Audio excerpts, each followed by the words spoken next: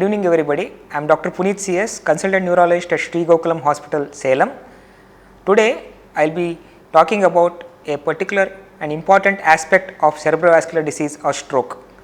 So, before a patient develops stroke or cerebrovascular accident, we should always think about preventing disease. So, prevention is better than cure, as there is a famous saying. So, we all have to inculcate a habit of developing lifestyle changes wherein we can prevent all these vascular events. So, when we talk of stroke prevention as such, there are two aspects. One is the lifestyle changes, then the other thing is any medications. So, lifestyle changes is like when we talk of lifestyle changes nowadays, we talk about exercise. So, as you all know that exercise is good for both the body and as mental well-being.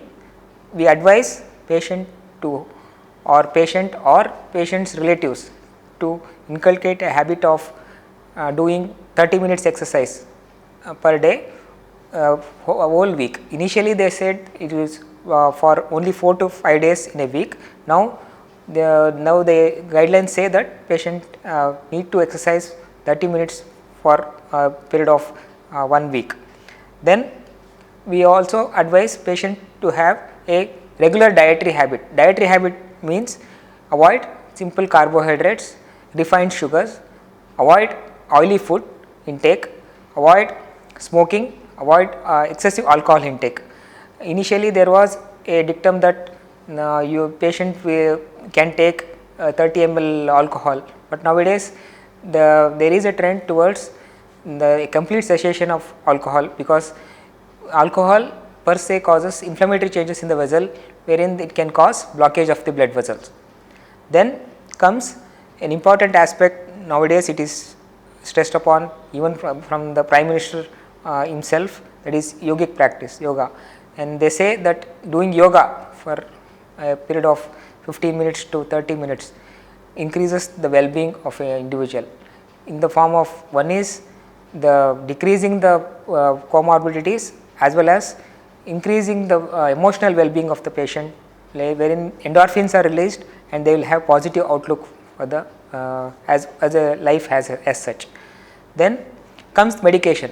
When we talk of hypertension, we should give medications in the form of medications which decrease the hypertension. One is they decrease the hypertension per se, they also decrease the end vessel complications like hypertrophy of the heart or the damage to the brain vessels as well as the peripheral vessels. Then we give medications to control the sugars.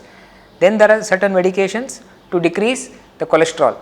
The cholesterol treatment involves, one is dietary management, they should avoid simple carbohydrates as well as the excessive oil intake, and the non-vegetarian intake should be kept to the minimum.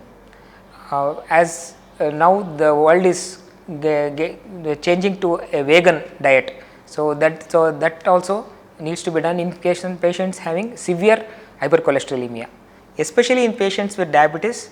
Uncontrolled hyperglycemia is known to cause stroke per se, like patients having sugars of more than 400 and 500 can immediately develop a major vessel blockage of the blood vessels in the brain and cause stroke. So, it is very important to control the sugars, be it using medications like tablets or injections like insulin, along with dietary management and regular exercises. So, this glucose should be kept to the minimum in cases of diabetic patients as well as any patient who is having developed hyperglycemia, especially in cases receiving steroids.